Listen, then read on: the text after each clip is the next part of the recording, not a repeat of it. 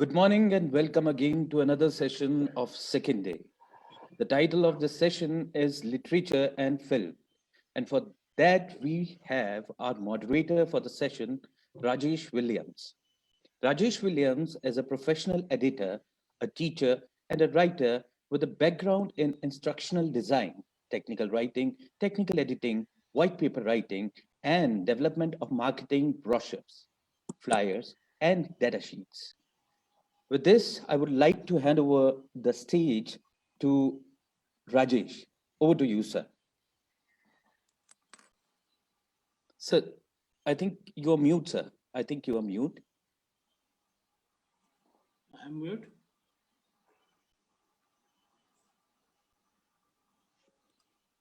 Yeah, can you hear me now? Yes, sir. Yes, sir. Wonderful. Okay, so once again, good morning to everybody.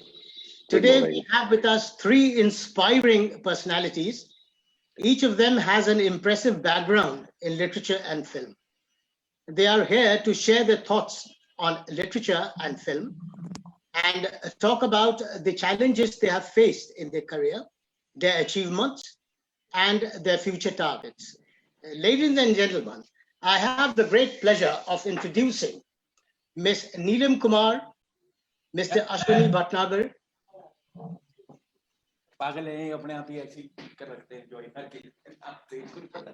and Mr. Karan Oberoi. Welcome to this panel discussion. Thank you so much, Rajesh. Thank you. Thank you so much, Rajesh.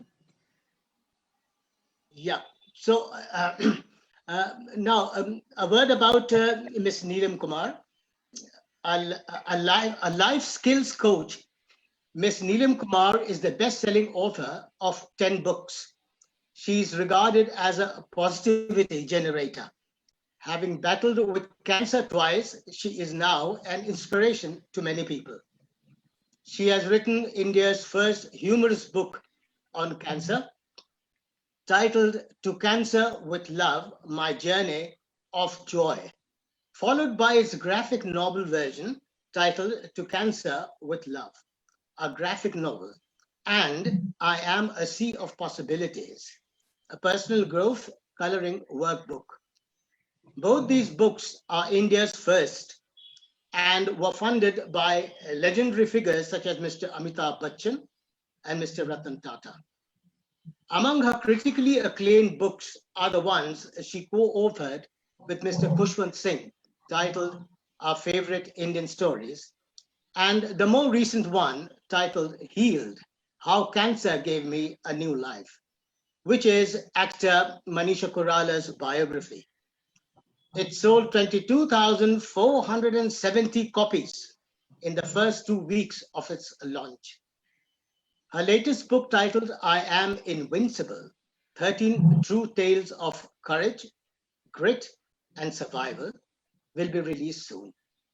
Ms. Neelam has worked in India's largest steel company as DGM, Corporate Affairs, and rose to the position of Chief of Communication after shattering the glass ceiling. Ms. Neelam lives in Mumbai and works as a life skills coach, firing young minds to build a better tomorrow. Welcome to this panel discussion, madam. Thank you so much. Now, I'll continue in this way. Our next panelist is Mr. Ashwani Bhatnagar. Mr. Bhatnagar is a senior journalist, an author, a documentary filmmaker, and a media studies academic. He is currently Distinguished Senior Fellow at Sanrachana Center for Research and Innovation, SGT University, Gurugram. He was earlier Professor and Dean, Faculty of Mass Communication, SGT University. He has written 12 books, chiefly in the non-fiction genre. His latest book, which was released in 2020, titled The Lotus Years, Political Life in the Time of Rajiv Gandhi, was shortlisted for the prestigious Tata Lit Live Award in the non-fiction category. 3 of his other books are being made into films or web series. Mr. Ashwani also writes a popular column in the Hindi newspaper Jansatta. Welcome to this event, sir. Thank you. Thank you very much, Rajesh. It's a pleasure. Welcome. Our third panelist is Mr. Karan Oberoi. He is the founder member of India's first and only boy band called Band of Boys, which went into the history books with 3 platinum albums. As a former model, he launched close to 200 products before he took the TV world by storm with his debut in Swabhiman. And then many TV soaps followed, including series like Saya, Jaisi Koi Nahi, etc., giving him immense popularity. Karan has a penchant for spirituality and has adorned many hats, including that of a writer-producer of TVCs, soap operas, and music videos, including all the ones featuring his band. He also has done playback for films and is tied up with the music label Saregama to recreate the old classics. His solo album is about to be released, and his solo debut film, Strawberry Point, has been picked up by a Hollywood studio and is doing the rounds of the international film circuit before its India release. He has traveled the globe as a powerhouse performer and has left his thumbprint in some of the most prestigious colleges and schools of India with close to 1,100 shows. He has also written screenplays for films and has started work on his next book called Gaane Bhi Do Yaro, which is a tongue-in-cheek look at the shenanigans of the music industry. Welcome to this event, sir. Thank you so much, Rajesh, for this very elaborate and very kind and gracious words that you used. But thank you so much. It's a pleasure to be here. Welcome. Now, I have 2 questions for the panelists. Anyone of you can answer. If you don't feel like, you need not answer the question. One is, of course, this is, sort of, a beginning to the discussion, a modest beginning. So the question is, I'll give you some background also. In a time where almost every new movie seems to be based on a book or some other form of source material, a particular refrain has grown common among readers everywhere. The book was better. It has been observed that the audience who have read the original novels already can be more critical than those who have no knowledge about the novels or the writer. If the film preserved the original interpretation and critical view, these audiences tend to welcome the film. They say it was good. However, if not, they tend to dislike it.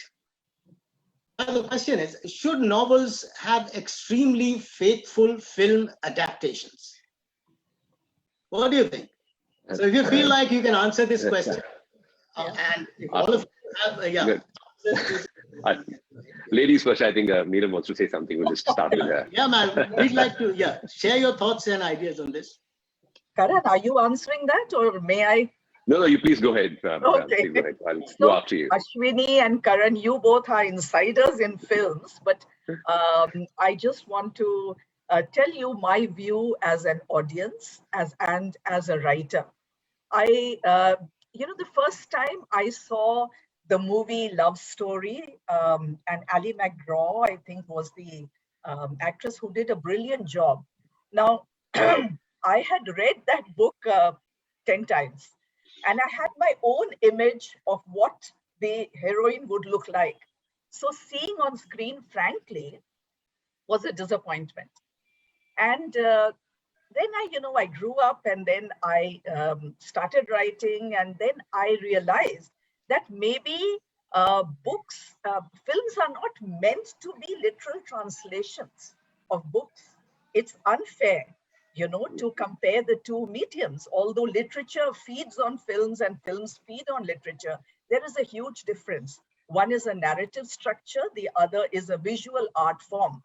So I think it's not when we say about being faithful, it's not fair, because a film has to be an adaptation or a transcreation of what will look better. Let's say our own Hindi film Guide, in which the book, R.K. Narayan's book, um, I think Dev Anand, in the book, the hero is not, his death is not shown, it's just hinted at.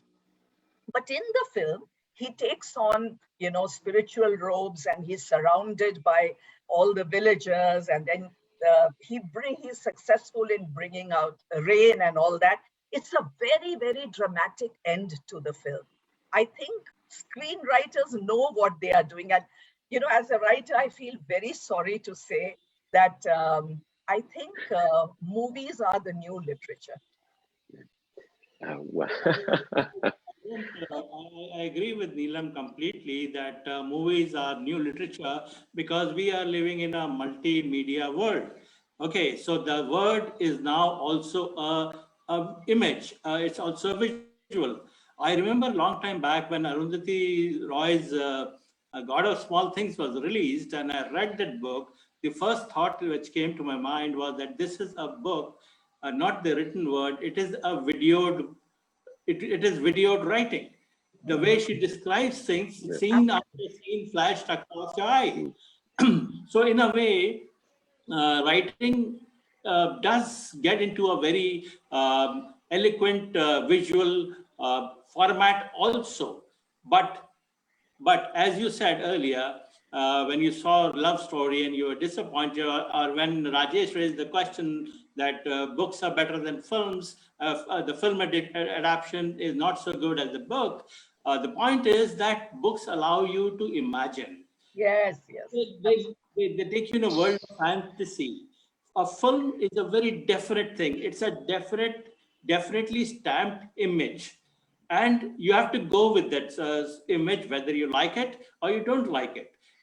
On the other hand, a book provides you with the space where you can do your own exploration. A book or a word gives you the take-off point, and then you add that element of your own imagination, your own aspiration, your own background to it, and try and recreate a world which takes off from the book, but has that personal element of your own into it.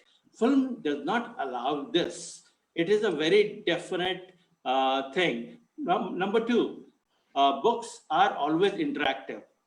Why? When you read something, you interact in terms of your imagination, in terms of your memory, in terms of your environment.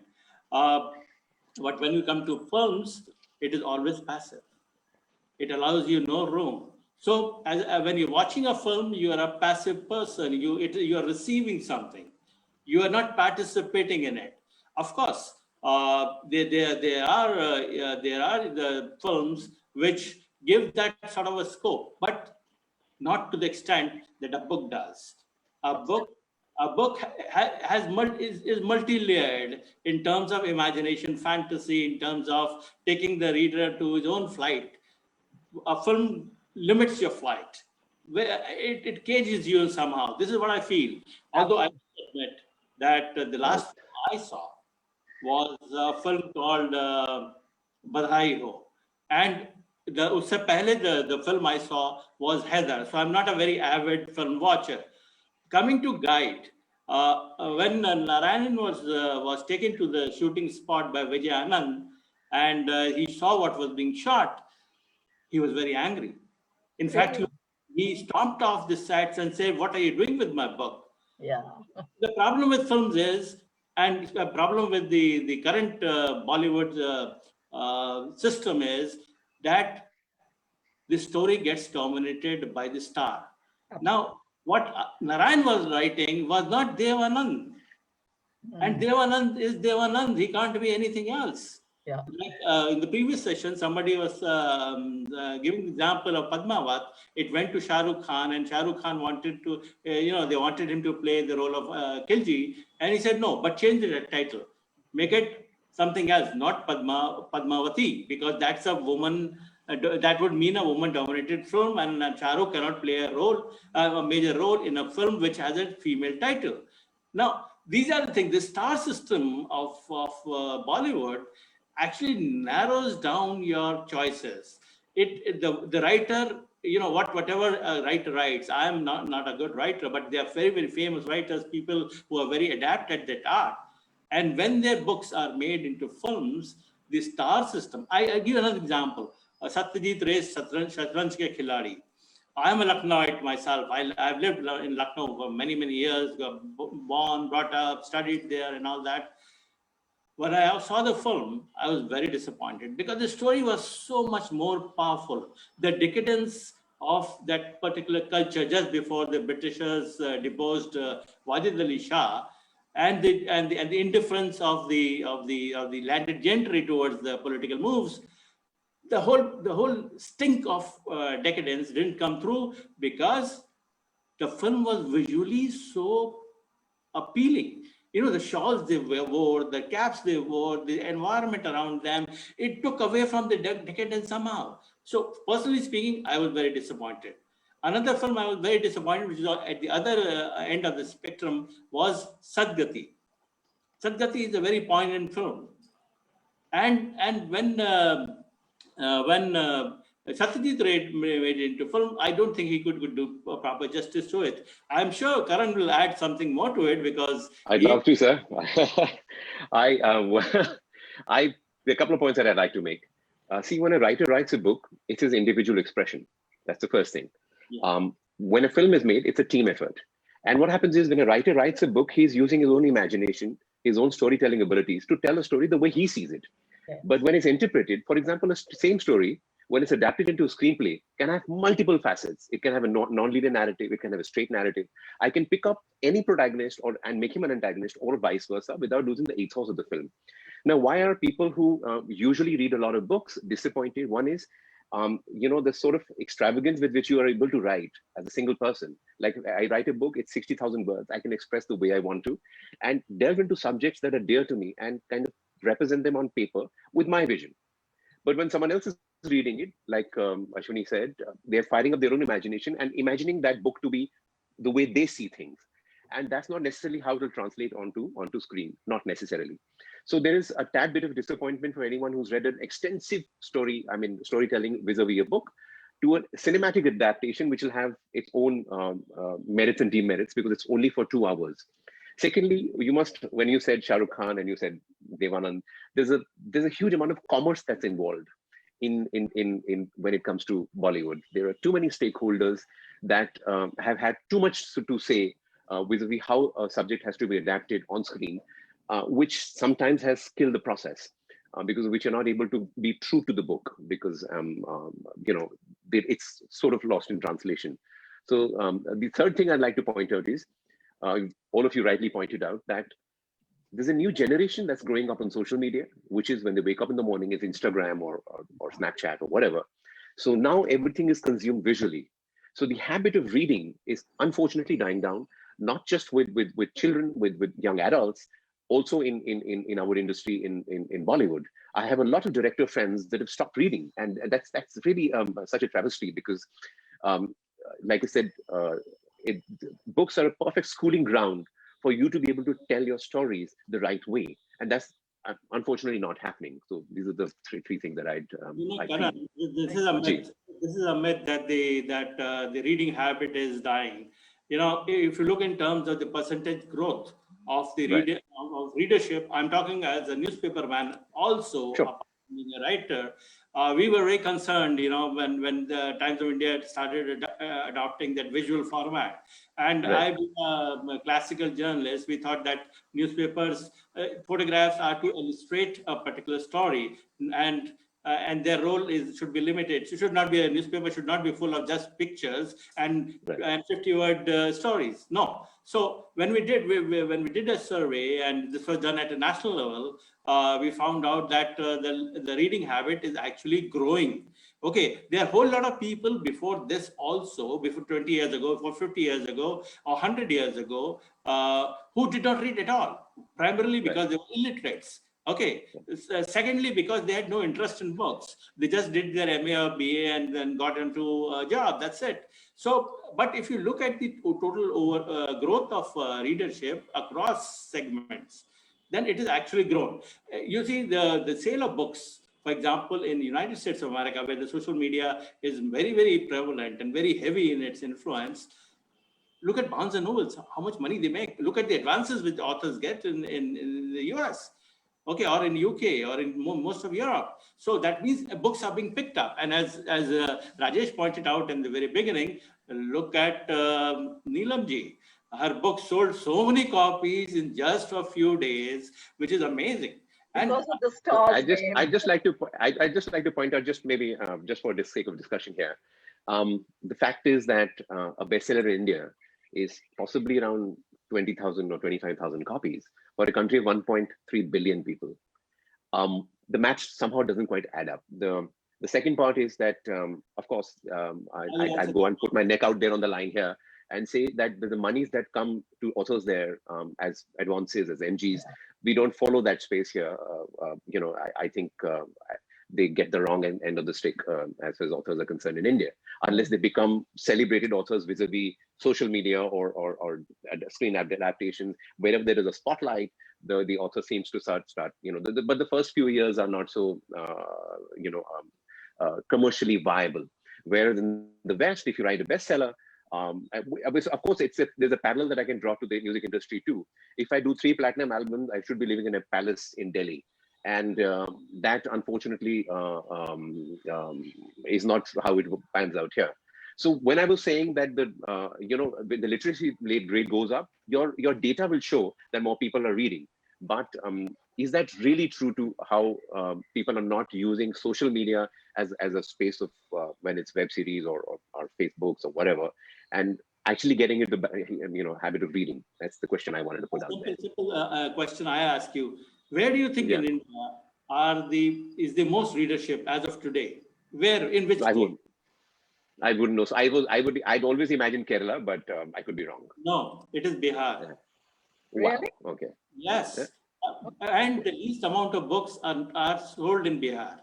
The reason is that the capacity to pay among the Bihar population is not, they can't buy 2 books or 3 books because of a limited income and the type of economy that they have.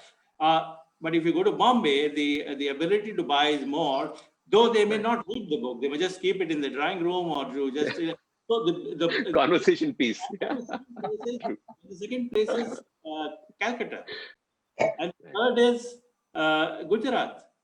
Yeah. It is not Delhi, it is not Bombay, it's not Madras. Right. So what I'm saying is that there are 2 factors. One is the existence of a readership, and the second factor is the existence of a buyer. Buyer is defined in economic terms. Okay, so what I'm trying to say is, as when we're writing for films, and I'm telling you of my experience, and Karan, I quite agree with you. When I write, when I got my first deal, it was about a spy who went to Pakistan and he spent 18 years there in a jail and all that. So the producer asked me, how attached are you to the book? I said, I'm not attached at all. This is the seed. I'm giving you the seed. Now it is up to you to interpret it in whichever way you want to. He said, would you like to be part of the screenplay team? I said, no. Really? No, because my experience in terms of cinematic writing is virtually 0. Okay, so I can give you a script, but not a screenplay. Okay. So cinema has its own grammar. So yes. I that's very kind of you to could have actually acknowledged that, because it takes a bit of doing to, as in a bit of experience in that world, just like you need when you write your first book. The grammar changes quite a bit on screen, and that's where the magic is. The screenplay is the magic. Yeah. I have a question related to what has been said. It is how is a screenwriter different from a novelist or a writer, for that matter? I think Karan has said something about it. Yeah. So would you like to add something to it, even if you have spoken on it? Or... Sure, sir. Like I said, the screen adapts itself very differently. For example, it's quite quite a serendipity that Ashwani has mentioned the story about the spy. As we speak right now, I'm creatively doing a project, which is an adaptation, a screen adaptation in a web series format of Spy that was in the that had been sent across to Pakistan, and it's been written by an ex RAW officer, and we're adapting it. And while we're adapting it, we realize that in 10 episodes we are breaking it down and kind of taking the essence of. So what we're doing is we are taking the essence of the story, but for us to be able to give it the sort of a spin that the cinema medium per se needs, we are writing a completely fresh screenplay. So if you read the screenplay and you read the book, you'd see a vast difference between the two, because sometimes and another thing that's very important to point out is, in web series, the character assumes a life of its own. It has its own reasonings, it has its own motivations, because of which it acts a certain way, which gives us the dramatic pull that we need to express that on screen. So again, that kind of changes quite a few dynamics when it's adapted on screen. Right, makes a lot of sense. Yes. Okay, now I feel we are all as a writer and as a journalist, and when I was a journalist, the issue was that is my world limited only to the written word? But as we get into a world which is more multimedia, and as a journalist now, we shoot stories, we edit stories. I have been on television. I've been a television channel head. I have been with the newspapers. I have been with digital media. So writers today, look, I am from a different generation. Karan is from a different generation, and my son is from a totally different generation. Now, the issue is that even if I am at a particular stage in life, do I stop evolving with the times? So, as a writer, also, when I write a book today, it will be different from what Valmiki wrote 5,000 years ago. Sure. It will be different from what Khatri wrote when he made this famous novel. So the thing is that style change. And when I think today I'm writing a book. I think in terms of visuals, and try to get those visuals into print. Right, okay. Right. Absolutely. Madam, I have a question for you. You are regarded as a positivity generator. Yeah, and you have battled cancer twice. Mm-hmm. And you are now an inspiration to many people. This is what I gathered from the bio you sent. Now, could you tell us a little bit about your fight with cancer and the books you have written on cancer, especially Manisha Korala's biography? Okay. Thank you, Rajesh, for that question. It's my pet topic. Well, cancer happened the first time. When it happened the second time, I knew that the universe was trying to tell me something. And so being a spiritual person, I listened to the universal voice, and I discovered that it was all about, putting down my experience. And I realized that, there's so much of grimness surrounding the word cancer in India. The moment you get it, people will come and they'll cry near you. They will come and say, "Kuch bade bure karam kiye honge." And, people actually shook my hands and said, "Bon voyage, madam. It was wonderful knowing you." So I said, "Hello, where am I going? I'm going to outlive you." So, that was probably the first decision I made, which was to live. And the second was to change the stereotype. So I, being a writer and a reader, I wrote the classic. I read the classics. Grace, Grit and Grace. The heroine dies. The last lecture, he dies. Tuesdays with Maury, he dies. I said, "Ye kya ho raha hai? I don't want to die." So I looked around for books, and I was very shocked to see that India has no happy books on cancer. So I decided to write my own script. So right on the chemotherapy table, I punched out "To Cancer with Love, My Journey of Joy." And all I had to do was follow my own script. And I was a Happy Cancer Warrior. And to my surprise, it was picked up by, Hay House. And people from all over the world wrote to me that I'm holding your book and I'm going in for chemotherapy. And that was so heartening for me that I'm giving something back to society. And then I decided this is my mission. So then it was turned into a graphic novel with the help of Mr. Ratan Tata and Mr. Amitabh Bachchan, who funded the whole project. And also for the caregivers, I'm a sea of possibilities where people could color their anxieties away.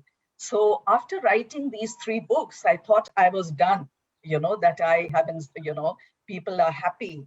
But then something else came my way. And then I decided that there are now so many happy survivors in India leading meaningful lives. I should do something for them. And then Manisha's book happened, so Penguin approached and they said, why don't you write it? I wrote it within 3 months. And it was a growing up experience because I had to relive every experience again, which was painful. And by the time I finished the book, both Manisha and I, we had to go for our own checkups again, because we had gone through the entire process. But yes, the book has done well, and I'm very, very happy. And I think it will be made into a movie. But I want to say that I wish people in India, some filmmaker would step forward to make a joyous film on cancer, on survivors, because the Anand days are gone. That was in the 60s. So people should step forward. And sorry I'm mentioning this, but when I got the Nargis Dutt Memorial Trophy for changing the narrative of cancer in India, I felt my life has been worth it, because I've done my tiny bit, and I just hope this whole thing continues and we can embrace more and more people with positivity. You are truly amazing. Truly amazing, inspiring. Wonderful. That is true. Yes, of course. Thank you so much. Madam, my next question is, among your critically acclaimed books is the one you co-authored with Mr. Khushwant Singh. Yes. The title of this book is Our Favorite Indian Stories.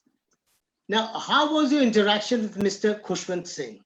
If you could tell us a little bit about that. Yeah, I would like to go back to the pre-Google days. To everyone who's watching it, please, you can't imagine a world without Google. So, I had just returned from America after doing my master's in journalism, and I knew Mr. Khushwant Singh. He was very we had, sort of family connections. And so I was drunk on my ego because I had talked in journalism, and he was great at puncturing egos. So, he made me sit down and he said, "बहुत कुछ किया America के लिए, अपने देश के लिए क्या किया है? So how can you call yourself an Indian writer?" So he told me, why don't we co-author a book, picked up, stories that have been trapped in their regional language in different states, not been made accessible to to English readers. Why don't you do that? And I said, oh my God, that's a huge task. Aap kaun sa lenge? He said, I will take only Urdu, Hindi, Punjabi, Sindhi, and English, because that's what I'm an expert in. I said, you're leaving all the South Indian languages to me. So, pre-Google days, you can imagine. Out of that magazine. It was a lot of footwork, Rajesh. Yes. So I went to all the different states, regions, and lots of Sahitya academies, interviewed lots of people, national libraries. And then when I wrote the story, he would tear it, because he was so, you know what he was like. And I would cry. And then he would say, "Ye to rubbish hai. Yahi sikhaya tumhe America mein." Now, in America, in journalism, Ashwani knows everything is very concise. And in writing, everything is expanded. So, my brain muscles were getting all awry. I didn't know what to do. But yes, he tore my stuff 2 million times, but at the end, guess how long that book took to write? 4 years, because there was no, Wow. I had a full-time job. So, I will tell you a small incident about this one thing. yes. This one thing is to write a column for us, and I Yeah, with technically, malice towards one and all. yeah, and I was technically his editor. Oh. So once he wrote a column in which he said Lal Bahadur Shastri used to swim across the Gomti River to go to his school. So I called him back. I said, Pushwanji, Shastri ji used to swim across Ganga, not Gomti. So I'm changing it. He says, look, what do you want? I said, what? I'm sitting in Lucknow. I can see the Gomti and I can see Shastri swimming there. Damn you, he swam across the Gomti. Yeah. Okay, madam. No, madam. Could you also tell us a little bit about your latest book, I Am Invincible, 13 True Tales of Courage? Thank you so much for asking me that, because it's a Valentine's Day release. Okay. So it will be happening this week. And it's my 10th book, my 10th paper baby. So, so once I wrote all these books, I thought it was time to give survivors voice. And not only cancer survivors, there are very ordinary people who have done extraordinary feats. So these are stories from all over the world, all over, mainly India, but the world also, there are many people. So very, very courageous stories of people who were handed over adversity and they completely changed their life script and now are super successful people. So, there's a group rape victim who is now a celebrity. And there's a person who has, he's a double amputee, but he has climbed the Everest. So these are stories that are very, very powerful. And I do think the pandemic has been a very low phase in our lives. Therefore, a vitamin shot of joy and courage and hope, I think, is the need of the hour. So I just hope I Am Invincible. 19 true tales, 19 true tales of courage, grit, and survival will be picked up by people who want a shot of inspiration. Thank you. Madam, quickly about your future targets. What are your future targets? To continue what I'm doing, doing better and better at it, hopefully inspiring people that life is beautiful. Happiness does not depend on, outside circumstances. It's something that you have to generate for yourself. And life is supposed to be like an ECG graph, ups and downs. Yeah, so you have to learn the skills to handle it. Therefore, I life coach on Zoom, and I life coach youngsters, and I life coach anyone about how to handle their adversity. I will be continuing in this same direction. Yeah, thank you, ma'am. Thank you. Thank you so much, Rajesh. Yeah, so I have, my next question is for Mr. Ashwani Bhatnagar. It's can media studies help a documentary filmmaker improve his or her craft? Please share with us your experiences in the field of documentary filmmaking. Firstly, Rajesh, when you are talking of media studies, then it is completely academic stuff. Okay. Right. So there is no scope of making any documentary because we are dealing with graphs and charts and figures and things like that. Okay. So one of the surveys we did as a media academic was, this was last year before the pandemic started, was the impact of Me Too movement on Twitter. So we analyzed the various Twitter handles on Me Too in India, which originated from India, and we came and we did a study on it, did a statistical analysis on what was being said, the words, the keywords being used, etc., etc. Interestingly, we came up with the fact that the Me Too movement on Twitter did not have many takers. Okay. The percentage, there was complete disapproval, despite the very high visibility of many Me Too Twitter handles. The general consensus was that it was like not acceptable. Like the people couldn't relate to it in a way, which is very strange, very, very strange. The other study I'll tell you, because if I can use this word, FUCK, okay, he said, why is everybody using this word? From what the hell, damn, shit.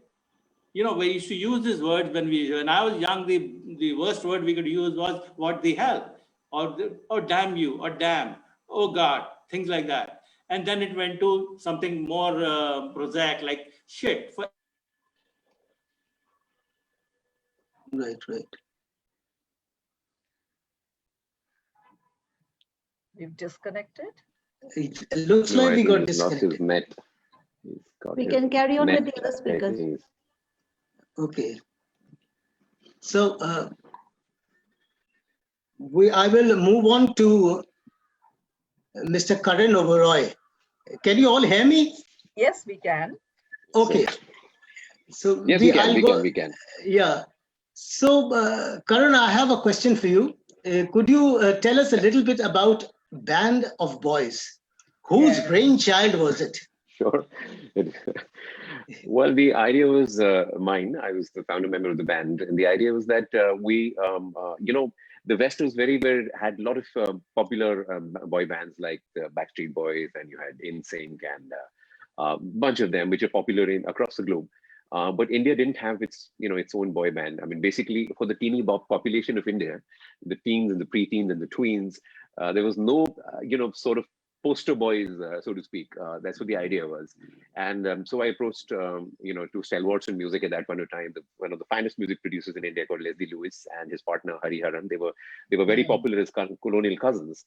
And the 90s was a great time for music, for independent music, which unfortunately, I mean, we came in 2003, but the stage had been set for us to be able to express our music, the original music that we kind of what was our individual expression.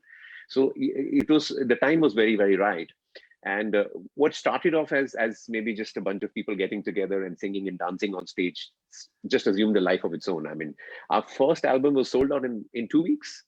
There was not a single place in the country or a lot of other places on the globe where I would not hear my music, and which was very gratifying for me as an artist. And I think predominantly it had to do with the fact that the tweens and the preteens really lapped it up. One is it had some sort of a bubblegum pop, sound to it, and I think the boys looked sort of presentable. So that really, really worked. And we've had a long, long stint. In fact, 20 years is a long, long time in the music business. And the fact that we still have people that remember us very fondly for that time tells you how lucky we got. It's very, very fortunate. Yeah. So, yeah, it's a great innings. Okay. So in fact, my second book that you mentioned, Yeah. that Gaane Bhi To Yaro, it's not really Gaane Bhi To Yaro anymore. It's Rockstar in reverse. Okay. Because I've written a film called Gaane Bhi To Yaro, so I didn't want to kind of mix the two. Okay. It takes off from the boy band. So it's my second book. Wow, So very yeah. So it's a tongue-in-cheek look at the music industry and the pitfalls and the of fame. So it's borrowed from true life, but I've written it with sort of a tongue-in-cheek approach, which I write with all my books with. All my 4 books have that sort of a approach. I like, and also one more thing I like to add is that whenever I write my book, it's I write. I don't know how it works. Like I said, I'm too young in that world right now, but I write non-linear narratives, and I kind of try and break my molds of how a book. I'm a voracious reader, but I don't necessarily use that conformity in my writing, so I don't do that. So even my first book called Holy Cow is a book which is borrowed from a life-changing experience of mine, and it was quite. It has to have a certain pathos because it talks about extreme underbelly of this country, and talks about stories, very sordid stories which haven't been told. And I've used my own experience in life of what I went through to tell those stories. But I've used a lot of humor in the book to make a point, whether you can call it sarcasm or you can call it whatever. But I've in addition to the pathos that the book represents of human lives of people who are suffering, I've kind of ended on a note which gives you some sort of a hope. That's what the idea is. And I like, to be honest, Neelam, I'm going to pick up a lot of your books because I'm someone that loves to read books or at least prescribe to the notion of opera positivity. That's what I talk about even in my live sessions. So And I'm dying to read yours. You've I been will very definitely busy send. during the lockdown. I have been. So all these 4 books were written in the lockdown. I know, amazing. Yeah. So, yeah. Very good. Yeah. Okay, so what is your solo debut film, Strawberry Point, all about? And when will it be released in India? Because you said it has not been released yet. Not yet, no. So, there's a Hollywood company called Global Genesis that liked the film. So there are only 5 such films globally, and I'm someone that loves to like experiment with various genres, whether it's writing with this music, whatever the case may be. A Strawberry Point is a single actor film. So there's one actor through the film. What does it mean? Okay, so there is only one actor in that movie. One actor throughout the film. Like Steven Spielberg's the first film, The Duel. Okay. So the Duel was just one man in a car. So this is about this one man who's searching for his wife, and for those 2 hours, the idea is to grip you, and you don't even feel that there's a the other actors are not present. So there are only 5 such films globally, which is why I think that agency picked it up, because it thought there's a lot of merit in being able to adapt it in various languages. So yeah, so I'm hoping that they give me the green signal to be able to release it in India soon. Wow, we are dying to see it. Yeah. So thank you so much, Neelam. And tell us a little bit about the screenplays you have written and your next book called Gaane Bhi Do Yaro. I mean, no, so I'm sorry, there's a bit of information there. Yeah. So my first book is called Holika. My second book is called Rockstar in Reverse. My third book is called Love at First Sex, which is about modern relationships. It's a millennial relationship, and it's about how, very unabashed look at sexuality and women's sexuality. So that's my third book called Love at First Sex. And my fourth book is, we still don't know, I don't know the name for it yet, but it's at the backdrop of the 1965 and 71 war, because I come from a legacy of soldiers. All my dad's in the army, my uncle was in the army. So my grandmom had 4 sons. She sent them all into the Army, Navy, Air Force, Naval Aviation. So it's their experiences that I've kind of put together that's my fourth book. So that's good to know that. Now, how is acting different from modeling? After all, modeling also involves a bit of performance. And of course it does. Who are your favorite models, male and female? If you could, Indian, well, to be honest with you, I'd come to Bombay to not be a model. I'd come here to be a singer. I'm a musician first, and then anything else after that. But Bombay is a very expensive city. To be able to survive here, I was just I went with a friend of mine, and this casting person there said, "Hey, would you like to do this test for us?"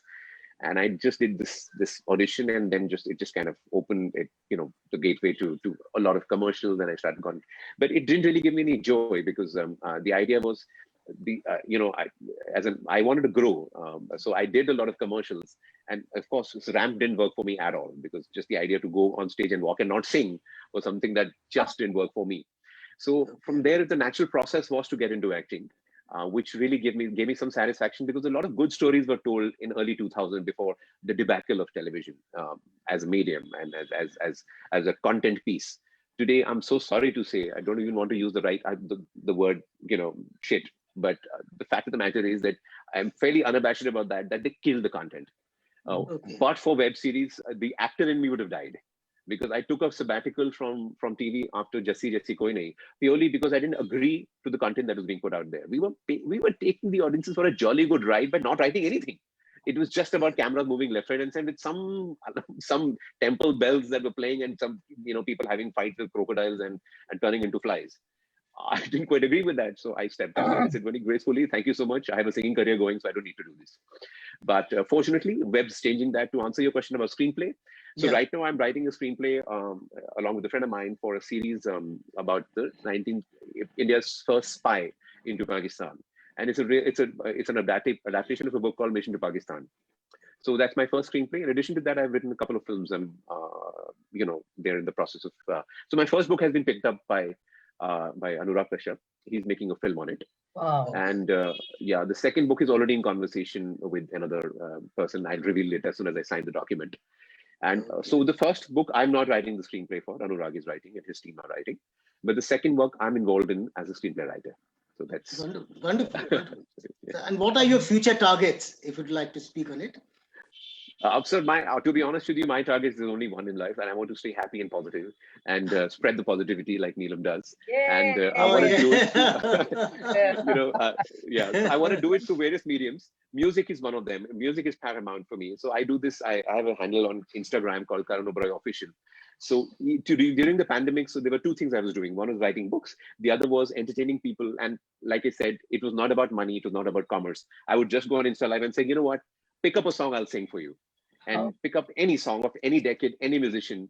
And now I've made it into a property. So every Sunday, 9 p.m. on Karan Oberoi Official Instagram, I just sing songs, whichever. I mean, if you feel that you want to sing listen to a happy song by Kishore Da, then I'll sing that. Ghazal by Jagjit Singh, then that's what I do. I hope you will ask Karan to sing a little. Yeah, why not? Yeah, of course, why not? Yes. Sure. Yeah. You want to do that right now? Yeah, go ahead. Yeah, we'd love to listen to it. Okay. Sure. Okay, let me just try and see if my guitar is tuned, because it's just give me a second, please. Okay. Had I known that I was supposed to sing, I would have actually prepared for it. In the sense, doesn't matter. Just a few. Okay. Just a few lines. Yeah. Sure. Just a few lines. Yeah. Sure. Oh boy. Sorry.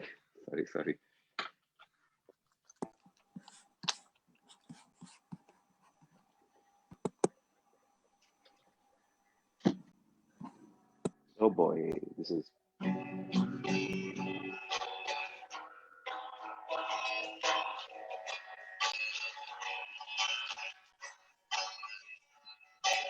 चाह तुझे है जहां से भी ज्यादा, तू ही मेरा प्यार गोरी, तू ही मेरा प्यार, पार तुझे तो पालू जग सारा, तू ही मेरा प्यार गोरी, तू ही मेरा प्यार, तू ही मेरा प्यार गोरी, तू ही मेरा प्यार, याद है वो नदियाँ किनारे, पनिया भरन को आना, लहरों की हरकत गोरी, हल्के से वो घबराना, नाजुक पैरों का तेरे एकदम से फिसल जाना, मेरी बाहों में तेरा गिरना, धीरे से शर्माना, हो चाह तुझे है जहां से भी ज्यादा, तू ही मेरा प्यार गोरी, तू ही मेरा प्यार, तू ही मेरा प्यार गोरी, तू ही मेरा प्यार. Wonderful. What a treat. Nice. Thank you so much. Very, very melodious. Nice song. Very nice. And well written. Well written. Yeah. It seems we have lost. Yeah. It seems we have lost. we have lost Mr. Ashwani, because I can't see him anywhere. Yeah. He's back. I think there's a problem with his network, because I keep seeing him. He keeps appearing and then suddenly. So, Mr. Ashwani, can you hear us? Yeah, I can hear you. Oh, wonderful. I don't know what happened. We lost you completely. Yeah, the electricity went off for a second and then everything got off. It doesn't matter. So I have another question for you. Yeah. So tell us a little bit about your book titled The Lotus Years, Political Life in the Time of Rajiv Gandhi.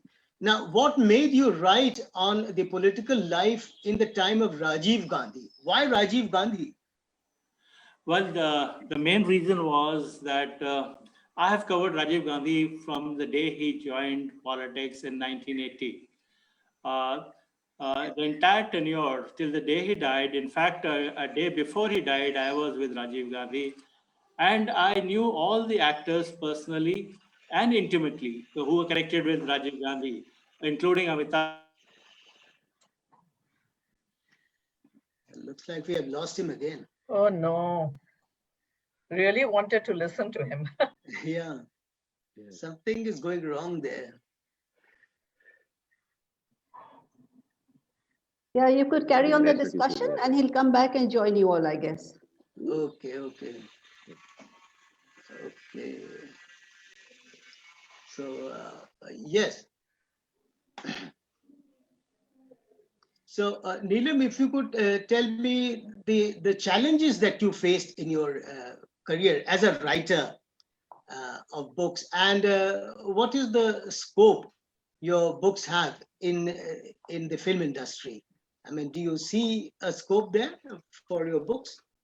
Absolutely. And I'm just, since I don't have those kind of connections, I hope one of them is picked up. And regarding the challenges, I think, I am a woman who was not raised in India. I was raised in a country which was non-English speaking. So I think the biggest challenge was to learn the language and write 10 books, all in English. So I think that was a challenge. And of course, creating a new outlook towards the grimness of disease, adversity, and cancer. That has been a huge challenge because I've realized that it is also, you're fighting a lot with social evils. So, there was a woman working in my house and she complained of some bodily pains and all that. So I told her to get a checkup done and I would help her with it. And then her husband, he came to fight with me. And he said, you are teaching my wife to be shameless, to show her woman parts to a doctor. And so therefore, there's a lot of, lack of education and lack of awareness about, early detection, the need of treatment. So I am not only writing a book, I find myself fighting against a lot of social evils. Another woman came running to me that, she was in her 50s and she said her husband had thrown her out of the house because she had got infected by cancer. And promptly, of course, he got himself a new woman. So all these are challenges in society, which I try to depict in my book. And yes, you're very right. I hope it is shown on screen, because definitely screen has a bigger impact and times have changed, and creating awareness about cancer, where every 50 seconds, one Indian dies. So when we are battling with one C, Corona, we are forgetting about the other C. So it is very, very much here. And therefore, I just hope some filmmaker takes these things up. Yeah, wish you all the best. Yes, Thank you I'm sure very that will much, happen, Rajesh. Neelam, because we are we are in the very exciting times. Yes, yes, Karan, what do you think has huge been potential for that? Yeah. Go ahead. Yeah, thank you. Karan, Right. what do you think? What do you think? There's Ashwini, sorry. Yeah, hi. Ashwini, okay, you are back. Yeah. Okay, so yes, you were talking about your book on Rajiv Gandhi, political life in the time of Rajiv Gandhi. Yeah, So the question was why Rajiv Gandhi. So you said that you were in touch and. Yeah. You see, ultimately, you should write on things about which you are very familiar with. Rajiv Gandhi's era as a congressman, and when he joined politics in 1980 and then as prime minister, I was very familiar with how the whole situation developed and how Rajiv behaved in a particular way as he did. What all happened before scandal, Fairfax issue, Amitabh Bachchan going to contest from Allahabad, and VP Singh, Narendra Tiwari, all the players, that as a reporter, I had complete access to them. I wrote a number of articles. Being a reporter, you write every day. So I had that archive with me. So I didn't really, except for filling in some gaps, I did not actually have to go to a library and sit there and research his work, because I already had the sequence of events as they played out. And if I may say so, a ringside view of the events which were unfolding at that particular time. that's why. So I thought if I have to write a biography, I was writing a lot of biographies before that, Narayan Murthy and things like that. But I decided to change to political writing because of what is my core competence. My core competence is journalism. So I have to revert back to journalism to do something. Another thing is the another book that I'm writing is, in fact, three books now that I have, two in the pipeline. They're all political books and intimately connected to what I have reported during the last 20, 30 years. And as you mentioned, making documentaries, again, the experience that you have in life, it gets translated into various media. So it may be the written word, it may be an audiovisual format, or it can be something as simple as writing poetry about it, or no, writing a short story or writing a book. Uh, one of my documentaries, which was reviewed extensively and which is available on Geo, uh, uh, is on Kashmir. It is yeah. It is about the time when the Kashmiri Pandits were leaving the valley in 1980, 1990, and Right. there is one person who got stuck there. His family had already left for Jammu, and he got stuck here. So how violence around him creates that alienation in his mind, and how he finally succumbs to the violence. This is actually a real person who wrote a diary of his experiences from the time his family left to the time when the mobs came and burnt him alive. Oh my God. So this diary was recovered by the BSF. We had planned to do it very differently, to do it in the proper cinematic way. When I approached Dipti Nawal to work for it, she said, no, don't make a documentary. This is such a powerful script that we need to make it into a film. I said, look, I neither have the patience for a film, and as Karan said earlier, it's a team effort, it's a huge effort. And as of today, I do not have that patience to go over long periods of time and work with large teams and be dependent on everybody else except yourself. Uh, except though my brother is a director, a film director, so I know the processes that he has to go through. So I made this documentary, and I told Dipti, look, we are going to make this, and we shot this with Dipti as being the narrator. She's reading the diary, and we have registered the words of the diary through facial expressions of Dipti Nawal. She's done a great job. The pain, the terror, the thing. Nowhere in the documentary is any violence shown. Wow.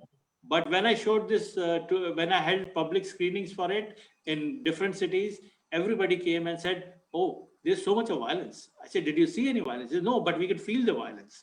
So, so the purpose was to convey to the viewer how a person trapped in a particular violent situation feels, how he gets alienated. Violence always alienates people. Okay, the best way to divide a society is to just to push in a bit of violence. Once violence happens, alienation, gets, alienation increases in geometric progression. So other like other documentary that I made was Ram Banwas Ka Sach. Now, what was the truth behind? So at the end I journeyed from Ayodhya to Chitrakoot, which was the first major stop for Ram, and covered his journey through the eyes of Valmiki. So everything in the documentary was as written by Valmiki. And the conclusion of the documentary was that apart from the fact that he had to, honor the vow of his father to Kekai, the real purpose was political. Ram was actually the first imperialist the history has ever known. He went from Ayodhya to Sri Lanka, established an empire, and as a so-called Aryan empire. आर्य संस्कृति का प्रचार और प्रसार किया उन्होंने. And the greatness of Ram lies in the fact that he created an empire without hatred. He created an empire of love. He created an empire of inclusiveness. Bhalu, Bandar, Reach, हर जना, squirrels, birds, Jatayu, राक्षस, सभी लोग उनके साथ जुड़ते चले गए लगातार. Right. So he was the first benign imperialist the world has ever known. So that was the entire. So the documentary takes you to the journey, to all the little spots where Ram went when he set out from Ayodhya. Like where did he spend the first night? So you go back to Valmiki, try and identify the spot. And there are a number of studies which have been done which specify the spots. First night where? Second night where? How did he? What was the vegetation like? What was the people around Ram when he went there? What were the tribals like? How did people react to him? Who did he meet? What did he talk about? All this is detailed in Ramayana by Valmiki, not in Ramcharitmanas.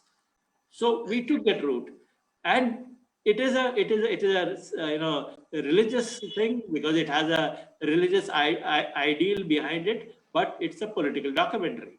It talks about how a culture influences another culture without indulging in any bloodshed. In the sense of creating hatred or differences, everything has to be, at the end of the day, assimilation is the key.